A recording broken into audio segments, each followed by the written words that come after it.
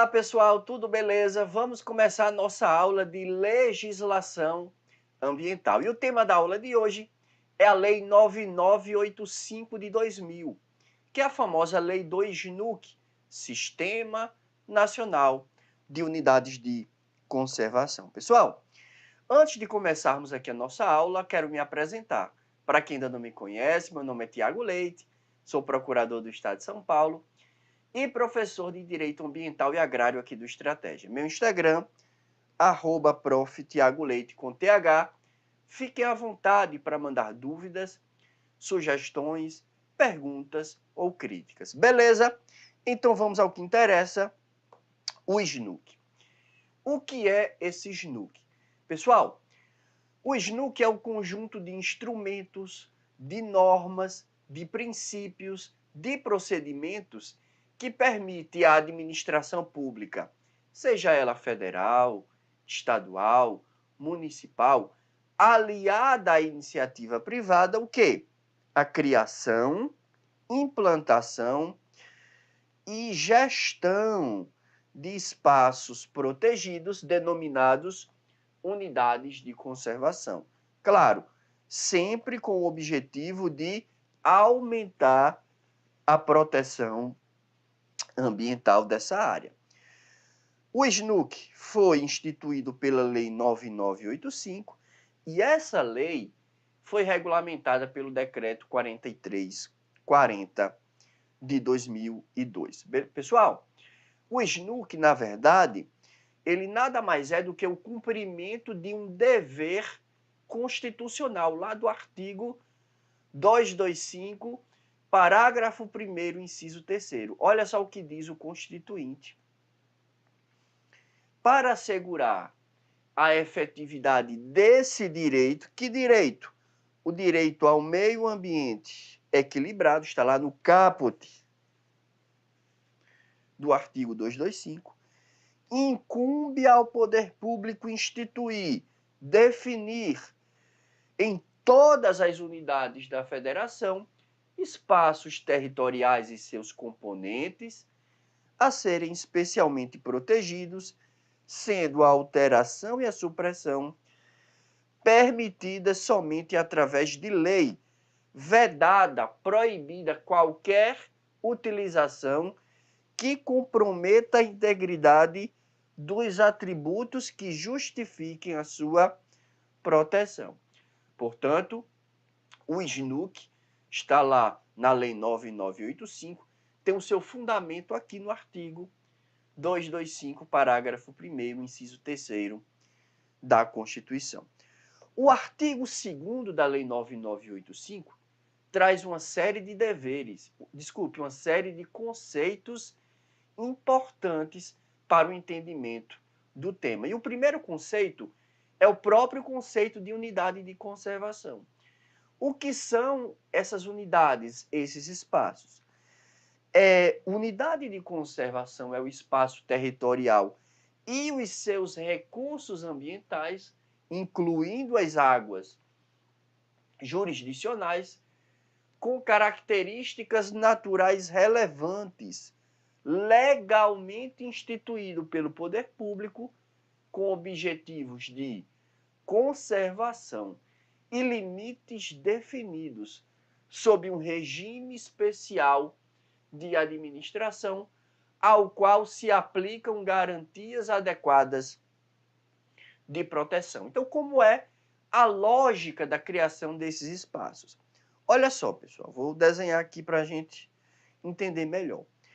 O poder público ele vai diagnosticar, vai ver que uma determinada área tem uma função ecológica diferenciada, tem atributos naturais especiais. Então, diagnosticada essa área, o que é que o poder público vai fazer? Delimitar a área de forma precisa e vai fazer incidir sobre essa área um regime jurídico especial de administração, que consiste em uma série de deveres ambientais. Tudo isso voltado para a preservação dessa área que é importante. Então é mais ou menos assim que o poder público vai criando ou ampliando ou transformando unidades de conservação. Vamos passar para o próximo conceito, que é o de zona de amortecimento. Então, zona de amortecimento é o entorno de uma unidade de conservação, onde as atividades humanas estão sujeitas a normas e restrições específicas, com o propósito de minimizar os impactos negativos sobre a unidade. Então, vamos imaginar aqui uma unidade de conservação X. O que é a zona de amortecimento?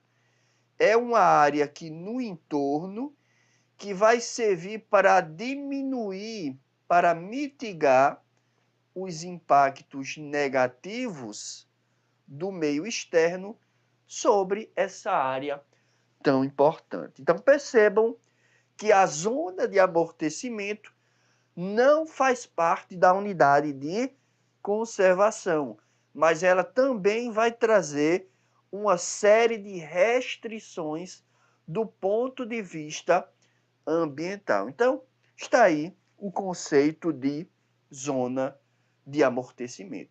Temos ainda o conceito de corredor ecológico. São porções de ecossistemas naturais ou seminaturais ligando unidades de conservação e que possibilitam entre eles o fluxo de genes e o movimento da biota, facilitando a dispersão de espécies e a recolonização de áreas degradadas, bem como a manutenção de populações que demandam para sua sobrevivência áreas com extensão maior do que aquela das unidades individuais. Então vamos imaginar que eu tenha duas unidades de conservação, uma X e outra Y. O corredor ecológico será exatamente essa porção de ecossistema que vai interligar X a Y, permitindo o fluxo de espécies da unidade X para a unidade Y e vice-versa. Beleza? Próximo conceito é o de uso sustentável, que a gente vai estudar junto com o conceito de manejo. Uso sustentável é a exploração do ambiente de maneira a garantir o quê?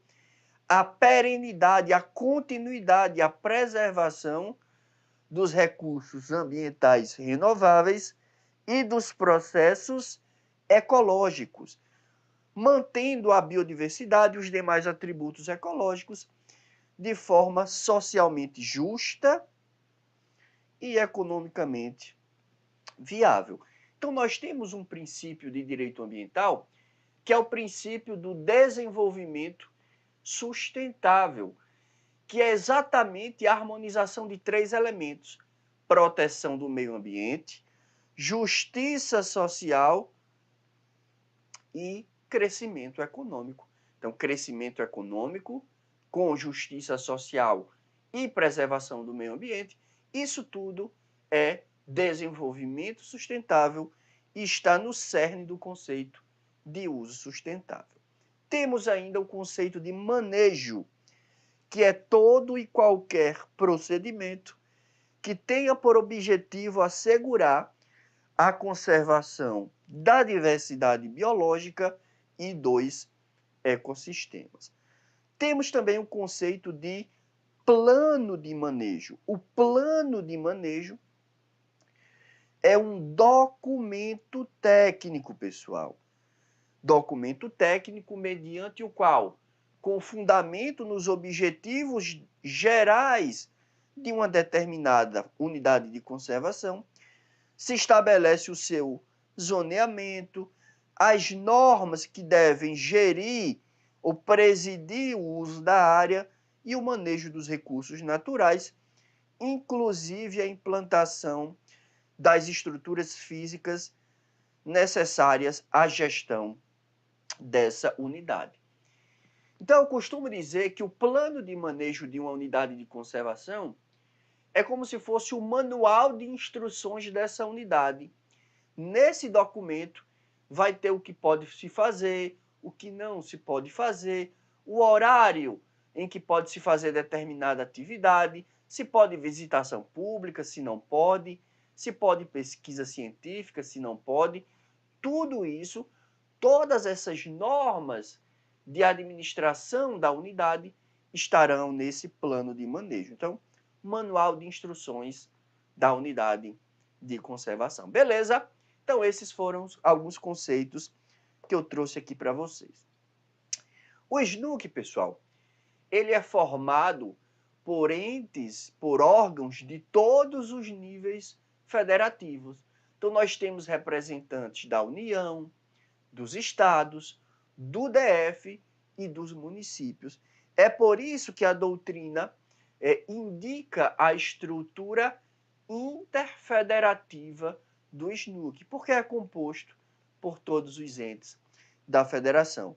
Lá no artigo 6º da lei do SNUC, nós temos a organização hierarquizada desse sistema. E como é que está organizado o SNUC? Muito simples. Lá no topo da pirâmide, nós temos como órgão central, ou seja, com a finalidade de coordenar o SNUC, quem? O Ministério do Meio Ambiente. Então, é um órgão federal. Como órgão consultivo e deliberativo, eu tenho o CONAMA, que é o Conselho Nacional do Meio Ambiente, e tem a finalidade de acompanhar a implementação do sistema. Já como órgãos executores, quem vai colocar a mão na massa e gerenciar as unidades, enfim, executar o sistema, nós temos em âmbito federal o ICMBio e apenas de forma supletiva o IBAMA. Lembrando, tanto o ICMBio quanto o IBAMA são autarquias federais. Então, Instituto Chico Mendes da Biodiversidade tem um papel primário na execução no âmbito federal. E apenas de forma supletiva eu tenho o IBAMA. Além dos órgãos federais, eu também tenho os órgãos estaduais, distritais e municipais. E aí a legislação de cada ente, de cada estado, de cada município, do Distrito Federal, vai indicar qual é o órgão ou a pessoa jurídica responsável pelas unidades de conservação dentro do seu território. Beleza? Então essa é a estrutura do SNUC. Vamos agora prosseguir. Pessoal, a Lei 9985 divide as unidades de conservação em dois grandes grupos. O primeiro grupo é o de proteção integral. Aqui o objetivo principal é a preservação do meio ambiente. É por isso que só se permite o uso indireto de recursos naturais, diferente do próximo grupo, que a gente vai ver daqui a pouco, que é o grupo de uso sustentável. Então, quais são as unidades que compõem esse grupo de proteção integral? Nós temos 5 unidades. Estação ecológica, reserva biológica, parque nacional, estadual ou municipal, a depender do ente que vai criar esse parque, monumento natural e refúgio da vida silvestre. Cada unidade dessa tem as suas próprias características e a gente vai estudar cada uma delas. O segundo grupo é o grupo de uso sustentável. Aqui o objetivo é compatibilizar, harmonizar a preservação da natureza com o aproveitamento dos recursos naturais. Nesse grupo, se permite o uso tanto direto quanto indireto dos recursos naturais. E aqui eu tenho 7 unidades de conservação. Eu tenho a área de proteção ambiental, eu tenho a área de relevante interesse ecológico, eu tenho a floresta nacional, estadual ou municipal, reserva extrativista, reserva de fauna, reserva de desenvolvimento sustentável e reserva particular do patrimônio natural. Para facilitar, pessoal, começou com a palavra reserva e não é reserva biológica,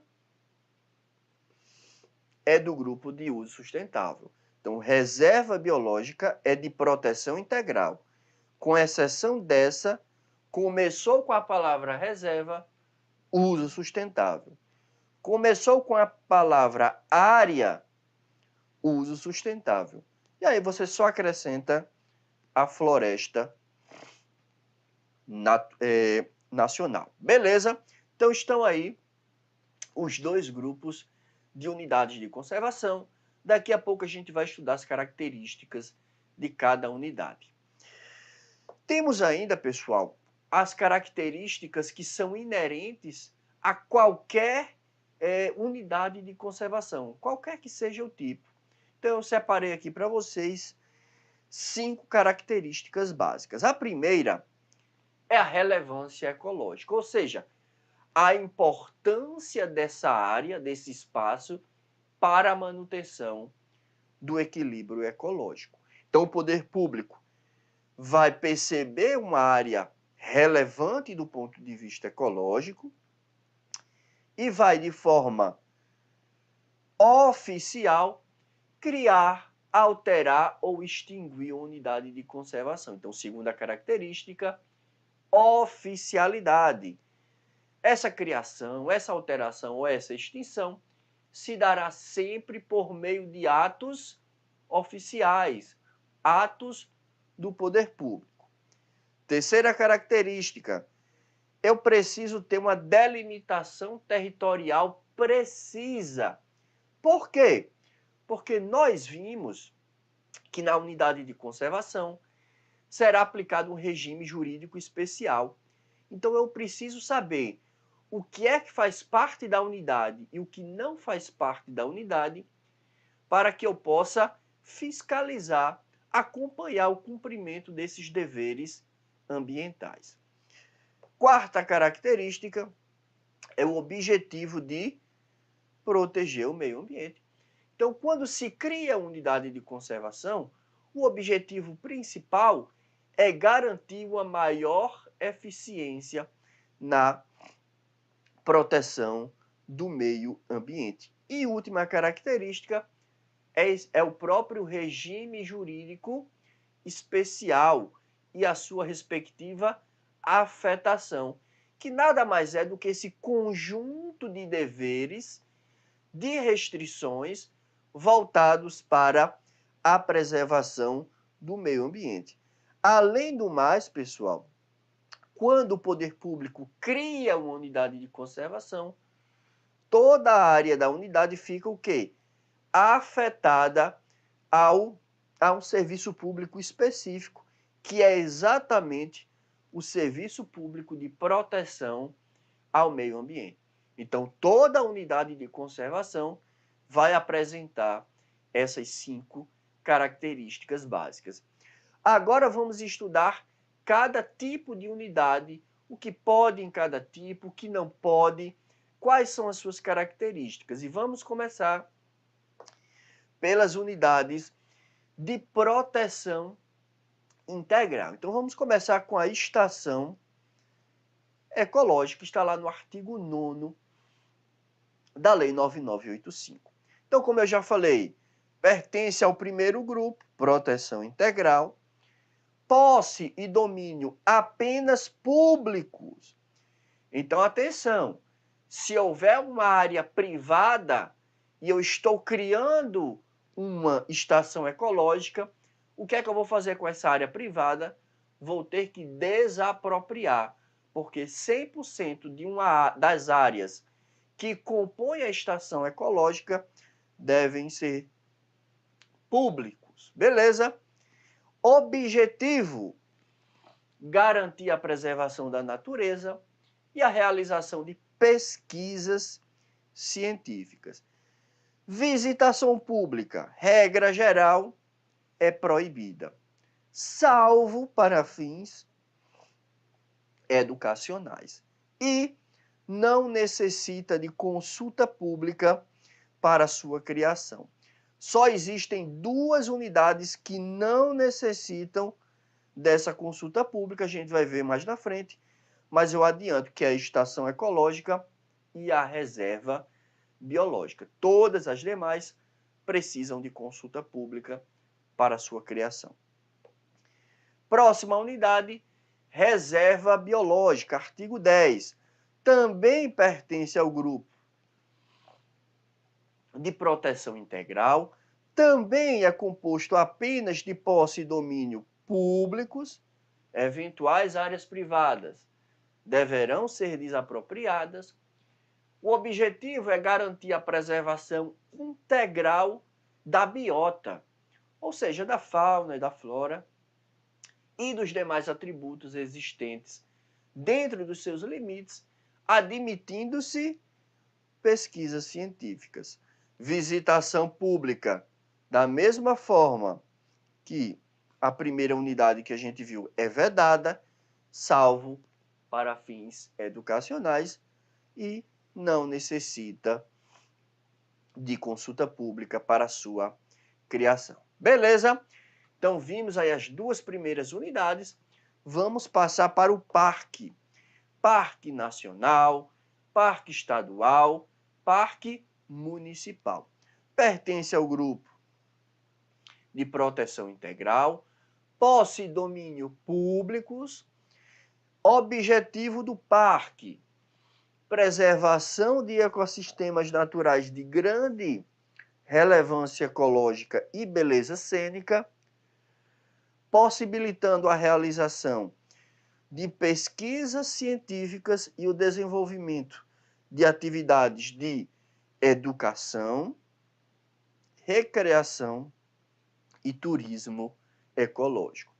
Visitação pública e pesquisa científica são permitidas, ok, claro, desde que respeitadas as normas regulamentares e necessita de consulta pública para sua criação. Temos ainda o monumento natural, artigo 12, proteção integral. Aqui, a posse e o domínio das áreas que compõem o monumento natural podem ser tanto públicos quanto privados. Claro, desde que haja autorização do proprietário e também haja compatibilidade da propriedade privada com o monumento natural. Beleza? Se não houver essa autorização, aí o poder público vai partir para a desapropriação. Objetivo do monumento natural: preservação de sítios naturais raros, singulares ou de grande beleza cênica. Visitação pública, ok, é permitida, desde que respeitadas as normas regulamentares. E necessita de consulta pública para sua criação. Então, essas são as características do monumento natural.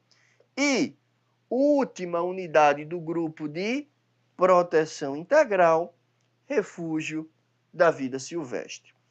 Posse e domínio pode ser públicos ou privados, mesma coisa do monumento natural. Objetivo: preservação de ambientes naturais que possibilitem a existência e a reprodução da fauna e da flora local ou migratória. Visitação pública e pesquisa são permitidas, desde que respeitadas as normas regulamentares e necessita de consulta pública para sua criação. Então, essas são as unidades que compõem o grupo de proteção integral. Agora vamos começar com as unidades do grupo de uso sustentável. E temos a APA, Área de Proteção Ambiental, lá no artigo 15. Posse e domínio pode ser público ou privado. A APA, pessoal, se constitui de uma área, em geral, extensa, muito grande, com certo grau de ocupação humana, dotada de atributos bióticos, abióticos, estéticos ou culturais importantes para o bem-estar das populações humanas. E o objetivo da APA é proteger a diversidade biológica, mas também assegurar a sustentabilidade do uso dos recursos naturais e disciplinar o processo de ocupação humana, já que a APA é essa área com certo grau de ocupação humana. Visitação pública e pesquisa são permitidas em terras públicas, desde que obedecidas às normas, e em terras particulares, além da obediência às normas, eu preciso, claro, de autorização do proprietário, no caso de áreas particulares. A APA vai dispor de um conselho. Esse conselho ele é presidido pelo órgão que administra a APA. E esse conselho é constituído por representantes da administração pública, da sociedade civil e de residentes do local e necessita de consulta pública para sua criação. Então, essas são as características básicas da APA. Temos ainda a área de relevante interesse ecológico, a ARE. Está lá no artigo 16. Pertence ao grupo de uso sustentável, áreas públicas ou privadas. Essa área, pessoal, se constitui de uma área, em geral, pequena. Então, é o contrário da APA. A APA é extensa, a área é pequena, com pouca ou nenhuma ocupação humana, com características naturais extraordinárias ou que abriga exemplares raros da biota. Qual é o objetivo da área? Manter ecossistemas naturais de importância local ou regional e regular o uso dessas áreas, compatibilizando esse uso com a preservação da natureza. A lei é omissa quanto à visitação pública e pesquisa científica, portanto, tem que ver lá no plano de manejo da unidade e necessita de consulta pública para sua criação. Temos ainda a floresta nacional, estadual ou municipal. Uso sustentável, posse e domínio apenas públicos. O objetivo é o uso múltiplo, variável, sustentável dos recursos florestais e a pesquisa científica voltada para a exploração sustentável das florestas nativas. Visitação pública é permitida, a pesquisa não só é permitida, como é incentivada, desde que respeitadas as normas regulamentares. É admitida a permanência de populações tradicionais desde que elas já existam nessa área à época da criação da floresta. Floresta também nacional vai dispor de um conselho consultivo presidido pelo órgão que administra a floresta e constituído por representantes do poder público, da sociedade e das populações tradicionais residentes no local e precisa de consulta pública para sua criação. Temos ainda a reserva extrativista, uso sustentável, posse e domínio públicos, não há áreas privadas, mas poderemos ter áreas públicas concedidas a quem? A populações extrativistas tradicionais, Então, eventuais áreas privadas serão desapropriadas. Então, as populações extrativistas tradicionais não são proprietárias dessas áreas. As áreas são do poder público, né? Pertencem ao poder público. Apenas o seu uso é concedido a essas populações. A reserva extrativista é uma área utilizada por populações extrativistas tradicionais.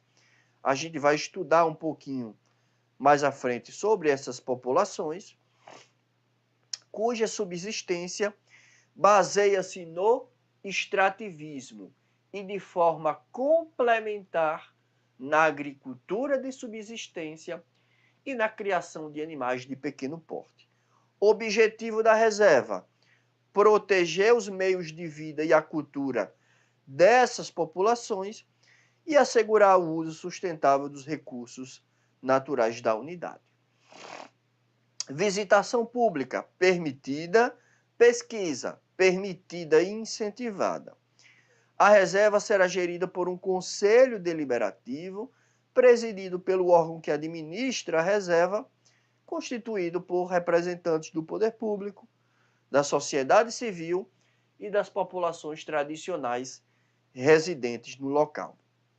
Olha só, são proibidas a exploração da mineração e da caça, seja caça profissional ou caça amadora. E a exploração comercial da madeira só será permitida com base sustentável, em condições especiais e desde que seja complementar às demais atividades e previstas nas normas regulamentares. Então, pode haver extração de madeira? Pode, desde que essa atividade seja secundária. O principal ou a principal atividade da comunidade é o extrativismo e a extração de madeira vem de forma secundária, desde que praticada em bases sustentáveis e precisa de consulta pública para sua criação. Reserva da fauna pertence ao grupo de uso sustentável, posse e domínio públicos. Essa reserva é uma área natural com populações animais de espécies nativas, terrestres ou aquáticas, residentes ou migratórias, adequadas para estudos técnicos científicos sobre o manejo econômico sustentável desses recursos da fauna. Objetivo: proteger populações de espécies nativas da fauna silvestre, terrestre e aquática, residente e migratória, e viabilizar estudos técnicos científicos a respeito do seu manejo. Visitação pública permitida. É proibido, ou seja, é vedado o exercício da caça, seja caça amadora ou profissional. A comercialização dos produtos resultantes das pesquisas vai obedecer às normas legais e precisa de consulta pública para sua criação. E temos ainda reserva de desenvolvimento sustentável, grupo de uso sustentável, posse e domínio públicos. A RDS é uma área natural que abriga populações tradicionais cuja existência baseia-se na exploração sustentável dos recursos naturais, desenvolvida ao longo das gerações e adaptadas ao ecossistema local. O objetivo dessa RDS: preservar o meio ambiente e, ao mesmo tempo, assegurar as condições e os meios necessários para a reprodução e a melhoria dos modos e da qualidade de vida e exploração dos recursos naturais das populações tradicionais, bem como valorizar e melhorar o conhecimento e as técnicas de manejo dessas populações tradicionais. As populações tradicionais farão jus a um contrato de concessão de direito real de uso, que deve estar de acordo com o plano. Por que isso? Porque eu já falei aqui no slide anterior e eu volto a ele, que as áreas da RDS são todas de domínio público. Então as populações terão direito real de uso, mas a propriedade é do poder público. Visitação e pesquisa não só são permitidas, como são incentivadas. A RDS também vai ser gerida por um conselho esse presidido pelo órgão que gere a unidade e é composta por representantes do poder público, da sociedade e das populações tradicionais e precisa também de consulta pública. Temos agora a última unidade de conservação, que é a RPPN, Reserva Particular do Patrimônio Natural. Pertence ao grupo de uso sustentável. Aqui, pessoal, é a única unidade que só pode ser composta por áreas privadas. Por isso que o próprio nome é Reserva Particular do Patrimônio Natural. E a RPPN é uma área privada, como eu já falei, gravada de perpetuidade, e esse gravame vai constar de um termo de compromisso assinado perante o órgão ambiental que vai verificar a existência do interesse público e será averbado na matrícula do imóvel. Qual é o objetivo da RPPN? Garantir a conservação da diversidade biológica. Pesquisa é permitida. Visitação é permitida, inclusive para fins turísticos, recreativos ou educacionais. É permitida a moradia apenas do proprietário e dos funcionários ligados diretamente com a gestão da unidade. E precisa de consulta pública para sua criação. Beleza? Então, essas foram as principais características de cada uma das unidades de conservação. O artigo 9b do novo Código Florestal, pessoal, considerou que a servidão ambiental perpétua equivale a RPPN para fins creditícios, tributários e de acesso aos recursos de fundos públicos. Então, todos os benefícios que a RPPN tem no que se refere a crédito, a fundos públicos, esses benefícios se estendem para a servidão ambiental perpétua. Lembrando que a servidão ambiental pode ser perpétua ou temporária. Se for temporária, não há essa equiparação à RPPN. Beleza? Então vamos continuar. As únicas unidades de conservação que não precisam ter zona de amortecimento são a APA, Área de Proteção Ambiental, e a RPPN. Essas duas unidades não precisam de zona de amortecimento. Todas as demais precisam. É o que consta no artigo 25 do SNUC. Agora vamos falar um pouquinho sobre alteração de uma unidade de conservação, criação de unidade, extinção de unidade. O que é que eu preciso? Então vamos lá. Para criar uma unidade, para ampliar uma unidade já existente, ou para transformar uma unidade do grupo de uso sustentável em proteção ambiental, eu não preciso de lei em sentido estrito. Eu preciso de ato do poder público. Pode ser lei, pode ser medida provisória, pode ser decreto. Beleza? Qual é a ideia? Para aumentar a proteção do meio ambiente, eu vou facilitar, não preciso de lei. Já para extinguir uma unidade, diminuir uma unidade ou regredir uma unidade do grupo de proteção integral para uso sustentável, ou seja, para diminuir a proteção do meio ambiente, aqui somente lei em sentido estrito. Decreto não é suficiente, nem mesmo medida provisória.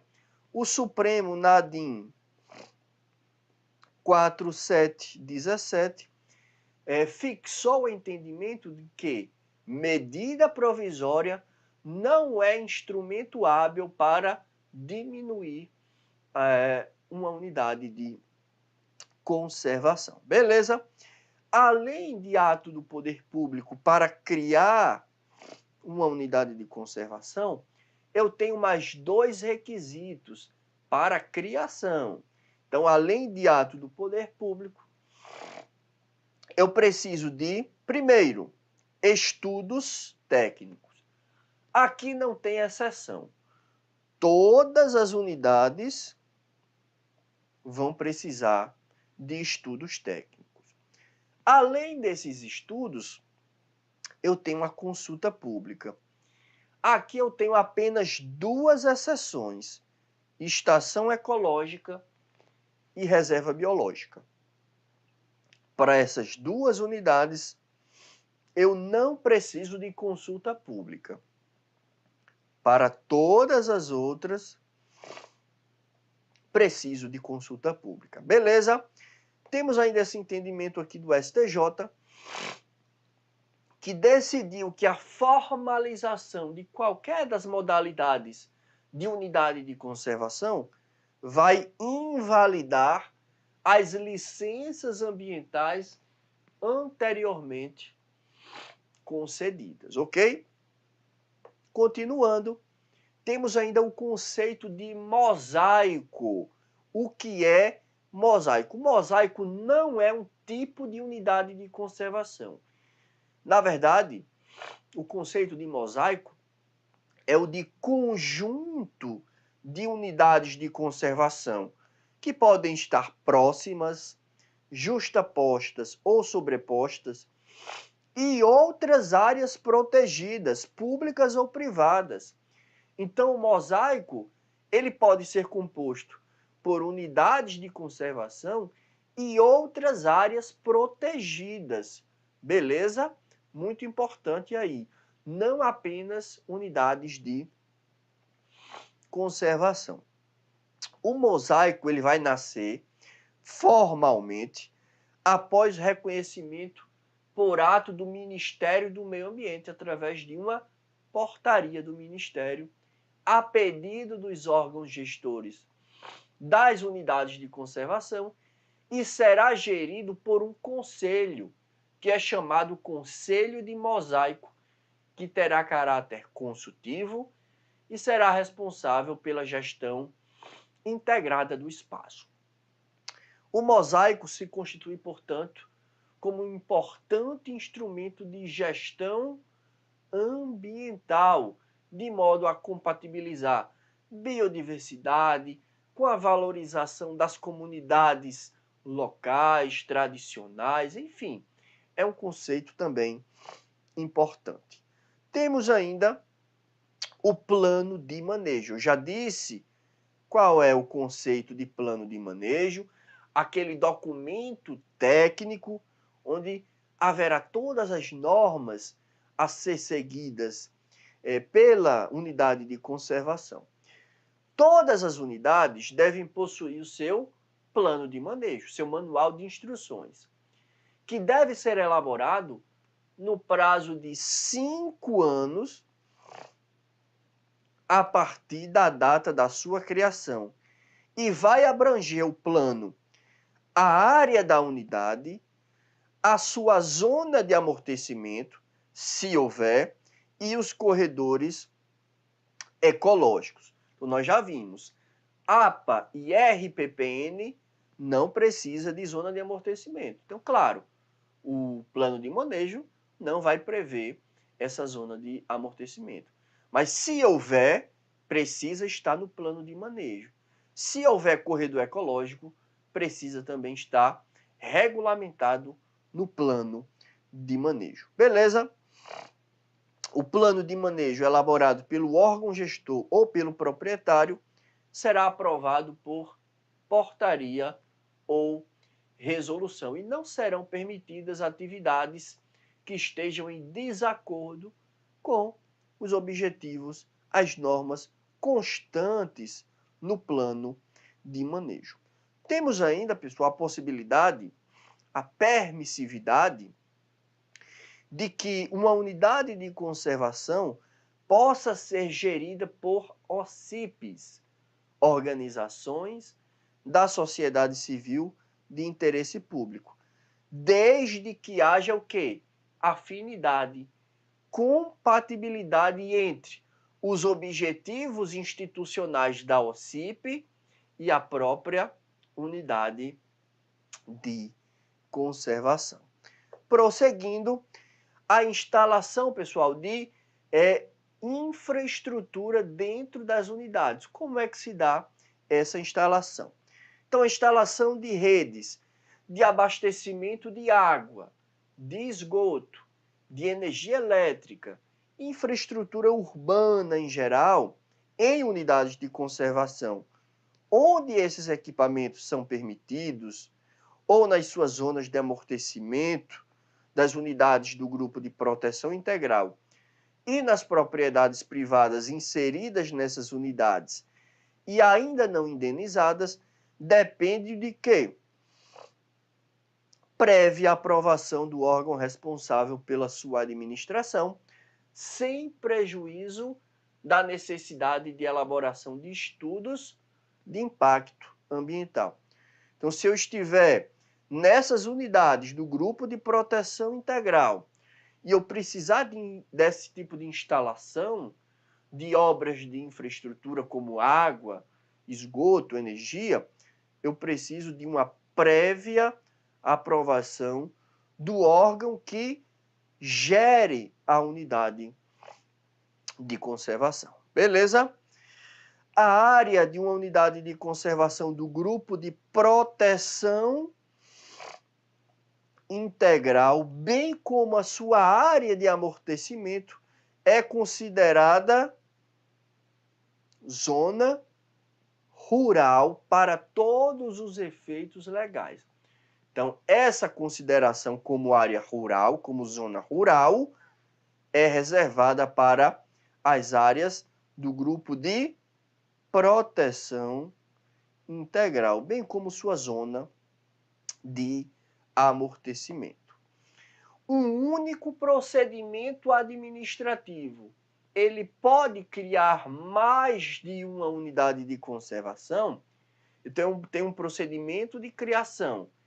O poder público pode aproveitar esse procedimento e criar 2, 3, 4 unidades de conservação? Olha só o que o Supremo disse. O Supremo disse que sim, é possível um único procedimento criar mais de uma unidade de conservação.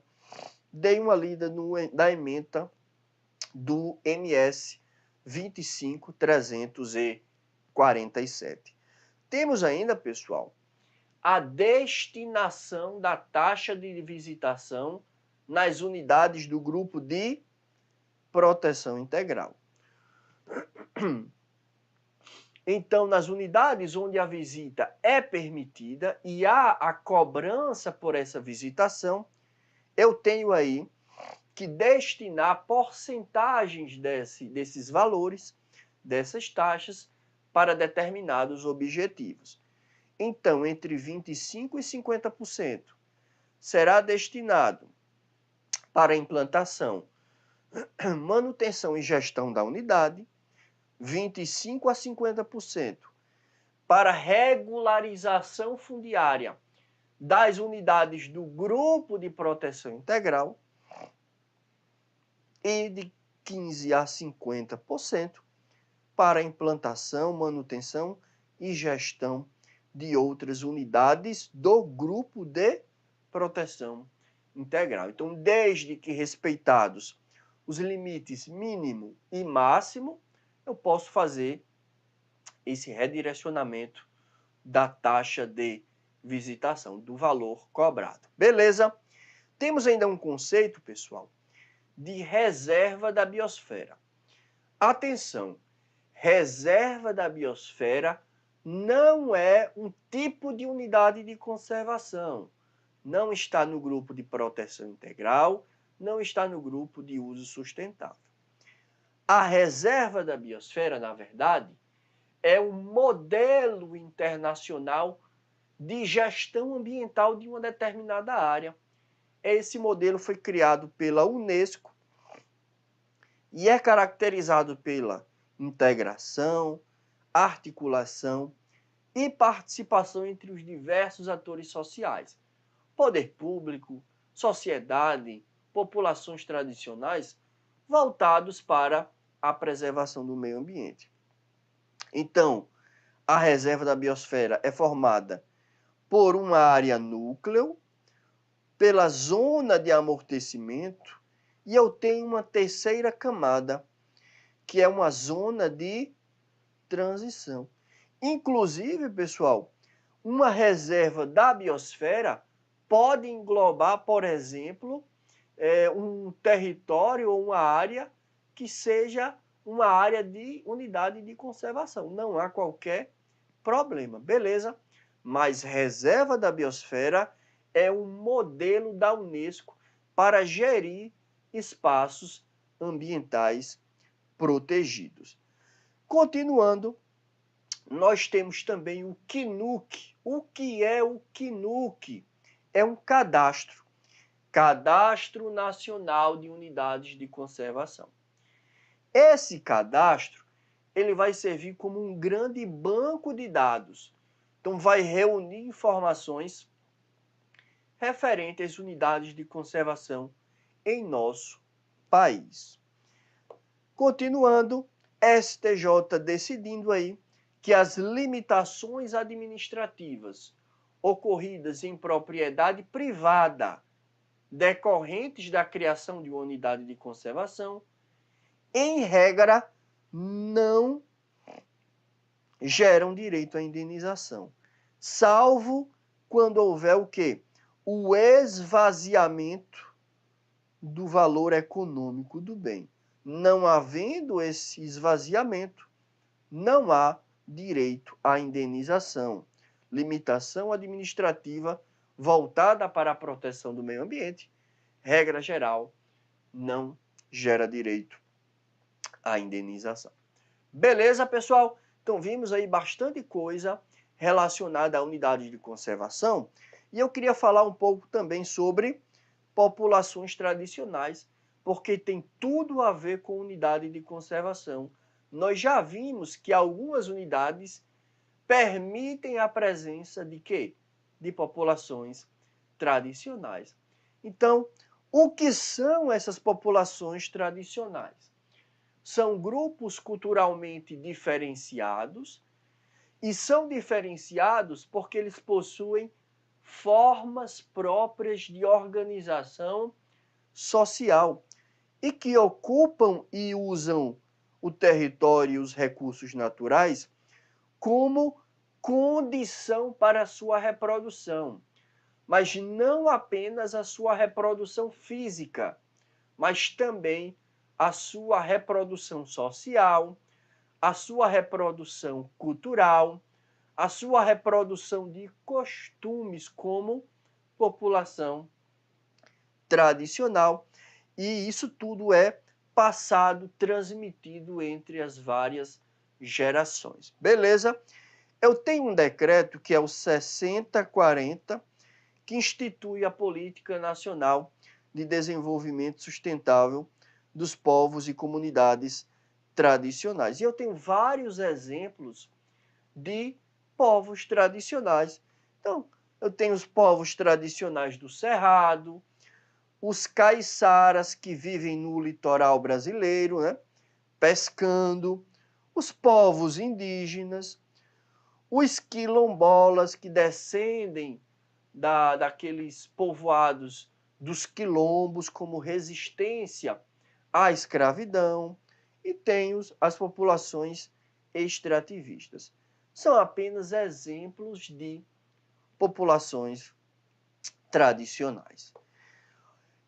Nas áreas de proteção ambiental, ou seja, nas APAs, nas áreas, ou seja, áreas de relevante interesse ecológico, e especialmente nas florestas nacionais, reservas extrativistas e reservas de desenvolvimento sustentável, é permitida a permanência de populações tradicionais, desde que sejam observadas as normas de cada unidade de conservação.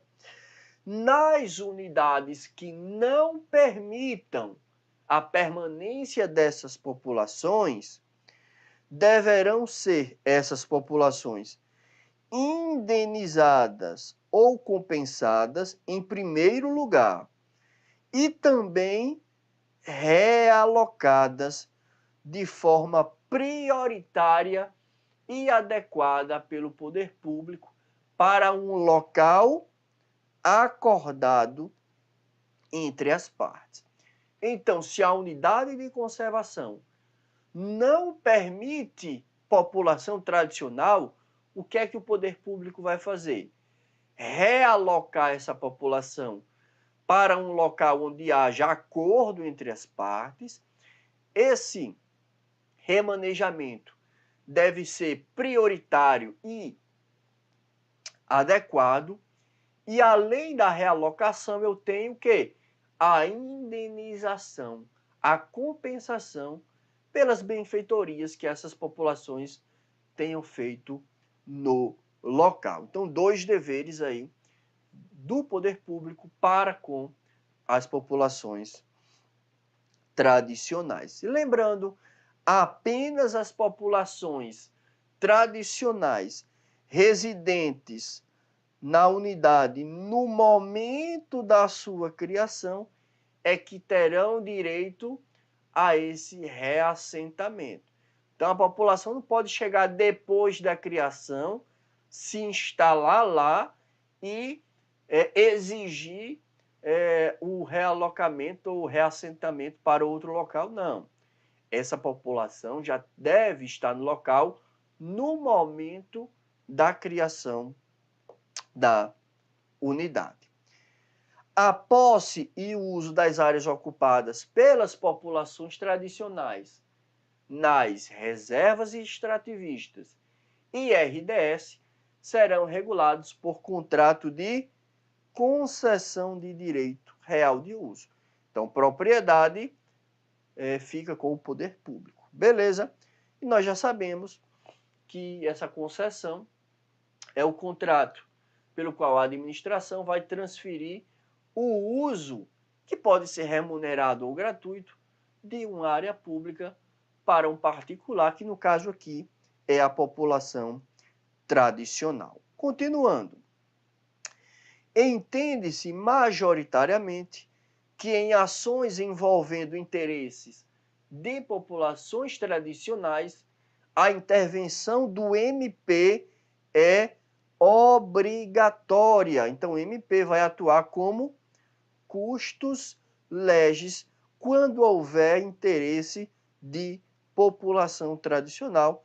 Então, esse interesse se encaixaria lá no artigo 178, inciso 1º do CPC. Interesse público ou social. Beleza? Então, vimos aí populações tradicionais. Vamos passar para outro tópico também da Lei 9985, que é a compensação ambiental. Então, muita atenção. O que é a compensação ambiental. A compensação ambiental vai se constituir como um importante mecanismo financeiro de reparação pelos efeitos danosos que não podem ser evitados no meio ambiente, causados pela implantação de obras ou atividades de significativo impacto ambiental e verificados no momento do EIA-RIMA. Pessoal, não sei se vocês se lembram, o EIA-RIMA é o Estudo de Impacto Ambiental e o seu relatório, são exigidos de atividades que possam causar significativo impacto ambiental. E havendo esse significativo impacto ambiental, no próprio EIA-RIMA, eu tenho que também prever as compensações ambientais, o valor pago pelo empreendedor, caso haja danos que não podem ser evitados na implantação desse projeto, dessa atividade ou desse empreendimento. Então, nós temos o fundamento legal lá no artigo 36 da Lei 9985, que diz o seguinte: nos casos de licenciamento ambiental de empreendimentos de significativo impacto, assim considerados pelo órgão competente, com fundamento no EIA-RIMA, o empreendedor é obrigado a apoiar a implantação e manutenção de unidade de conservação do grupo de proteção integral, de acordo com o disposto neste artigo e no regulamento desta lei, regulamento que está lá no artigo 31, 32, 33 e 34 do decreto 4340 de 2002. Pessoal, regra geral, esse valor pago, ele vai ser destinado para unidades do grupo de proteção integral. Esse valor, ele pode ir para as unidades do grupo de uso sustentável?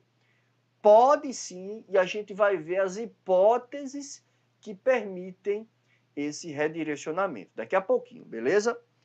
Então, na prática, como é que se materializa essa compensação ambiental? Então, essa compensação se dará através do pagamento de uma quantia que é uma porcentagem sobre o valor total do empreendimento. Esse valor é pago pelo empreendedor e esse valor é apurado pelo órgão licenciador conforme o grau da degradação ambiental.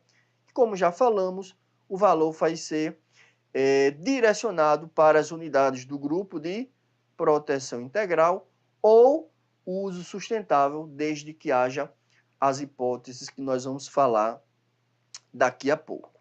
Então, lembre-se, vamos lá. Sempre que uma unidade de conservação específica ou a sua zona de amortecimento for afetada por um empreendimento passível de compensação ambiental, parte dos recursos deverá ser destinada a essa unidade específica, mesmo que não faça parte do grupo de proteção integral. Então, eu tenho aqui a primeira hipótese em que esse valor vai ser destinado para as unidades do grupo de uso sustentável. Qual é a hipótese? Quando uma unidade do grupo de uso sustentável ou a sua zona de amortecimento for atingida por um empreendimento passível de compensação. Foi atingida, então pelo menos parte desse valor, desse recurso, vai ter que ser direcionada para essa unidade, que pode ser do grupo de uso sustentável. Primeira hipótese. A segunda hipótese, pessoal, ela foi introduzida na legislação em 2018. Vou deixar aqui na tela para vocês. Mesmo que uma unidade de conservação do grupo de uso sustentável não seja atingida pela obra ou pelo empreendimento, mesmo assim, essa unidade pode receber recursos, desde que presentes dois requisitos: presença do interesse público, que tem que ser justificada, e segundo, a unidade tem que ser de posse e domínio públicos. Então, essa é a segunda hipótese. Unidade do grupo de uso sustentável, mesmo que não seja atingida pela obra, vai ter direito a recursos, ou pode ter direito a recursos, desde que haja interesse público e as áreas da unidade sejam públicas. Beleza? Continuando, quem define as unidades de conservação a serem beneficiadas pela compensação é quem? É o órgão ambiental licenciador. Continuando, o parágrafo 1º do artigo 36 dizia o seguinte: o montante de recursos a ser destinado pelo empreendedor para esta finalidade, olha só, pessoal, não pode ser inferior a 0,5% dos custos totais previstos para a implantação do empreendimento, sendo o percentual fixado pelo órgão licenciador. Então, a norma dizia que há um piso mínimo de 0,5%. A compensação não pode ser abaixo desse piso de 0,5%. O que é que o Supremo disse? Esse piso é inconstitucional. Por quê? Porque o valor da compensação tem que ser proporcional ao dano causado pelo empreendimento. Se o dano for menor do que 0,5%, o empreendedor vai ser obrigado a pagar menos que 0,5%. Não existe esse teto. Portanto, o Supremo, primeiro, considerou o instituto em si da compensação ambiental constitucional. Então, é legal a compensação. Só que esse piso mínimo de 0,5%, isso aqui não pode. É inconstitucional. Então, risque aqui o piso mínimo de 0,5% para a compensação ambiental. Então é isso, pessoal. Chegamos ao final da nossa aula sobre SNUC, sobre a Lei 9985. Agradeço pela atenção de vocês e desejo boa sorte nos estudos. Até uma próxima.